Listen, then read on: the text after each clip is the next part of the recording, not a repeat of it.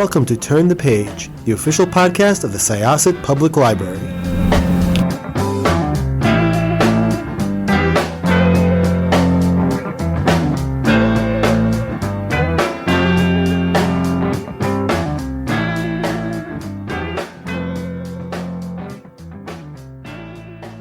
Welcome to Syosset Library's Turn the Page podcast. I'm Jessica. I am your host, and I am here with the author of so many books that just, you must have the best time writing these titles. We'll get to that. We'll get to that because I'm genuinely curious about them and just sort of where they all come from. But first of all, I just wanted to tell you how excited I am to have you here, Kimberly Lemming.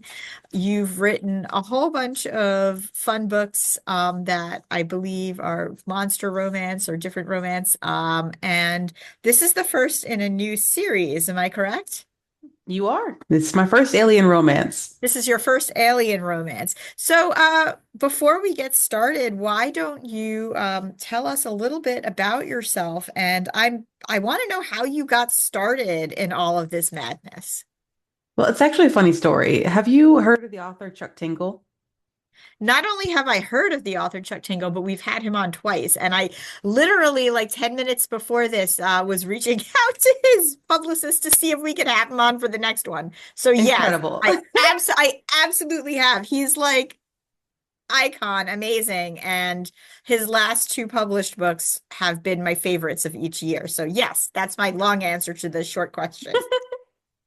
Well, back in the before times, before COVID, he was doing a tour with this comedian. And so I decided to go to one of his tours because it was in my hometown. And they asked the crowd, like, are any of you writing erotica for beer money? And like only two of us rose our hands. I wasn't one of them. And so like, well, you guys are dumb. That's an easy way to get beer money. You should totally try it. It's fun. And I'm like, well, I like beer money and fun. So I told him I'd give it a go. And then I started writing these little shorts, just like in my spare time. And sure enough, it was like, oh, I could buy another copy here and then. And in 2021, I hated my job so much and was like, I can't do this anymore. I refuse.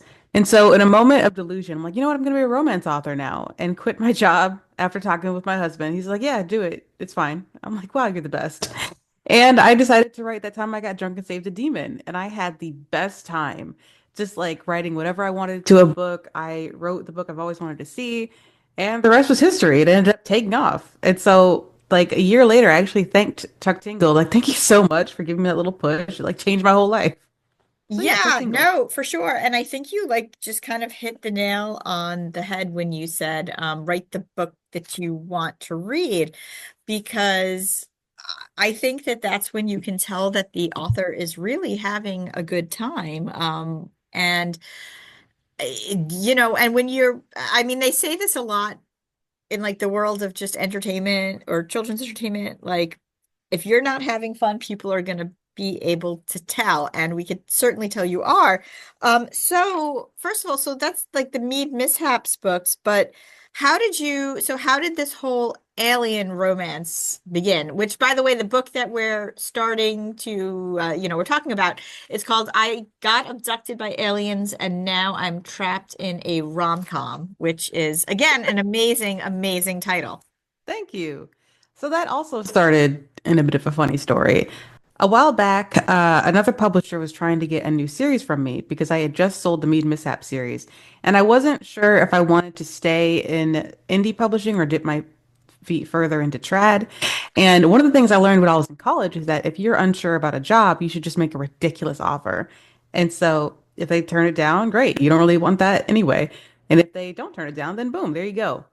So I set out to write the most unhinged synopsis I could possibly think of. It also helped that I was like binging Meerkat Manor at the time and rereading Ice Planet Barbarians by Ruby Dixon.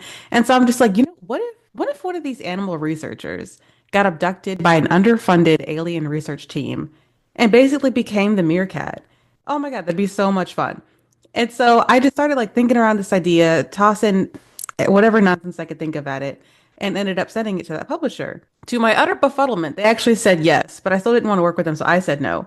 But I couldn't get the idea out of my head, so I just kept developing it further. I'm like, oh my God, what if they got a bunch of DNA from like Earth museums and now there's dinosaurs? And it just kept getting more and more crazy. And one day my agent was like, what if we shop this around? What if we just see who wants it? I'm like, nobody's going to want this. It's ridiculous.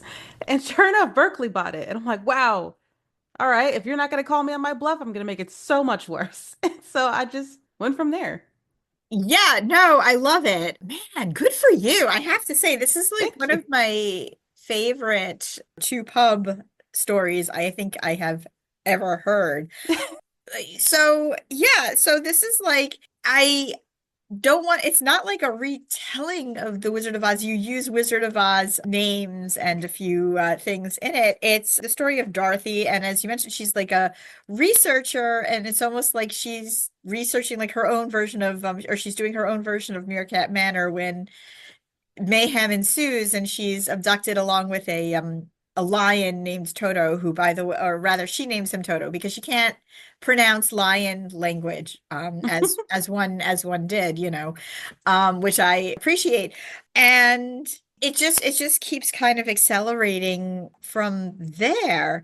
This is again one of the silliest, most fun romance I think I've ever read.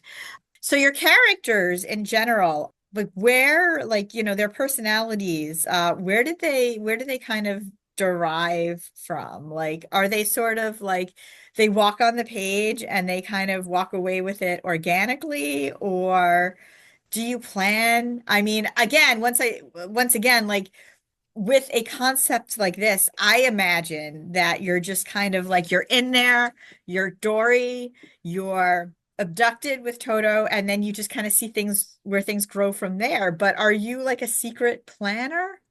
I am sort of half and half. Half of it is about the seat of my pants, half of it is planning.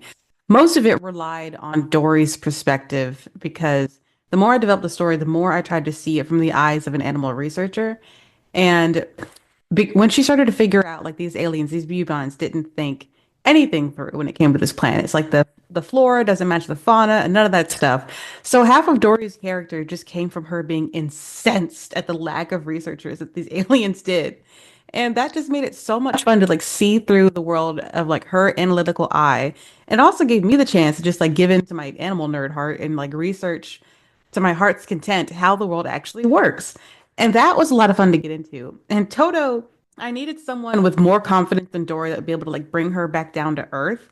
And as odd as this may sound, I actually just gave him the personality of my corgi Bandicoot. So honestly, I think in a past life he probably was a lion. He definitely has that entitled courage about him. So and then with Locke and Soul, they just kind of like came out organically. Like who would balance out this incensed animal researcher and her talking lion friend? It's got to be someone who's going to be able to just like go with the flow and just adjust to the chaos and be able to like give it back as much as she gives it to him. And that's where Soul came in. And then when Locke showed up, it's just like, listen, he's just going to be a laid back guy that's just like, you know what? We're going to go with the flow. But also, I'm kind of in charge because I decided that. And also, I'm the biggest. So deal with it. So her romance is actually with both of them. Mhm. And that is something you don't see as much. You see it more in romance now than you have in the past. Had you always known it was going to be a polyamorous relationship? Yeah, that was part of the original Call My Bluff synopsis. So Really? So that was like some of the stuff that like you were just like, listen, if you're going to ask me this, this is what you're getting. And they were like, yeah, let's do it. oh yeah, I literally just like sat down one day and thought, all right, what does Trad Pub not publish? Alien romances, thruples, throw in some dinosaurs. Like if they're gonna have me do this, I'm gonna have the best call my bluff situation I can possibly think of. And like not just dinosaurs, pink dinosaurs. Pink dinosaurs, Pink yes. dinosaurs, which is funny because I have to give a quick call out to my coworker Stacy. We have an inflatable pink dinosaur costume here at the library.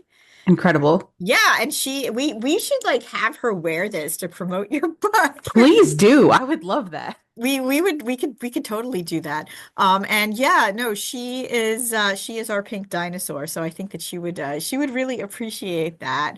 So getting back to the titles, how do you come up with them? I have my theories, but I'm curious where your inspiration comes from and if I'm on the right track at all.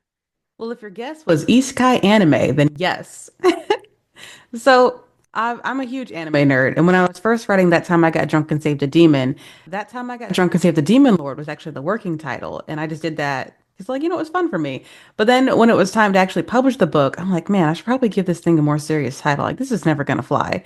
And so I like asked a bunch of writing spaces, like, hey, here's some titles I could think of, and here's my working title, which I dropped the Demon Lord bit, and just like That Time I Got Drunk to Save the Demon. And with every group I posted that title in, it's just like that one, you have to do that one. I'm just like, all right, sure. And so it became like a huge selling point. And so I'm like, all right, this is how we're gonna name everything. And so I just try to make the title as long and as funny as I can without taking up the entire page. And this being a series, what can we expect going forward from this particular, and what is this particular series called, by the way? So this Yeah, series is called Cosmic Chaos, and book two is going to follow Blair and Ossid, who you meet in book one. excellent. Very, very cool. Do you have a set amount of books in the series that you're thinking of? Well, right now I'm almost done with the second book, and I'm enticing them with a third with a class action lawsuit. I don't know if they're going to want more after the class action lawsuit, but we will see. I can definitely come up with some more wacky stories to have on Planet Waffles. It's just a fun time for me to be in. So I'm happy to write more books. Awesome. So, for those who like your books, and I can honestly say, I'm not really sure I'm not, I can't think of any read-alikes myself because these are just wild and fun and super and steamy, by the way. Just putting it out there, the spice level is high. If you don't know who Chuck Tingle is, by the way, prior to his traditional publishing, look him up and you can kind of see where Kimberly got her good advice from. He's a national treasure, by the He way. really is. If you haven't already, check out Space Raptor Butt Invasion. It's just a good time. Absolutely. I mean, again, and you want to talk about somebody who comes up with the craziest titles, like he's pretty great with that. But yeah, like, are there any authors, even lesser known authors, that you recommend that you enjoy reading for people who have enjoyed your books and or maybe, would like a snack before the next one comes out?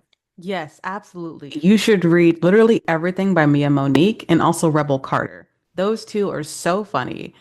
And they need to just quit their day jobs and write full time because how else am I going to get their books injected directly into my veins? It's not fair. Capitalism is a scam. 110%. But what is not a scam is beautiful art, by the way. And I did want to ask you a little bit about the covers to your books. Now, this one, I'm like looking at it right now, and it's as wild as the title, but it's beautiful. Like it's absolutely beautiful. And the Mead Mishaps books, the covers are gorgeous. So, do you have any say in who does the covers of your books and how they are presented? Yeah, I actually found Mike Pape myself and just asked them if they could hire him to do the covers for Mead Mishaps because I did the original covers for the series. And when I got picked up by a publisher, they wanted to change them. And I'm very precious when it comes to my art. And so they gave me a few stipulations of like, oh yeah, just send us some of your favorite artists and we'll see what we can do. And thankfully, Mike Pape was available at the time, and I found him because I was searching like all of the video game boards and all that because I feel like if you want to find a really good fantasy artist, you have to go into the video game sphere. And he did some amazing work for Baldur's Gate 3. And so I'm like, oh my God, he's perfect. He does expression so well, which I feel like is so hard to get across in paintings. Like, of course, so many people can make like beautiful art, like wonderful backgrounds and things, but it's hard to capture the emotion on the page in the way that Mike Pape does.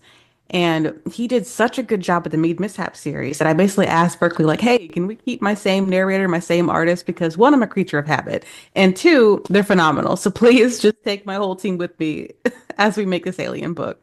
I love it so much. Well, Kimberly Lemming, thank you so much. This once again was a lot of fun. It was super fun talking to you. I hope I get to talk to you again. Likewise. And check out I Got Abducted by Aliens, and now I'm trapped in a rom-com. And if you haven't read any of her other books, please do. And Chuck Tingle.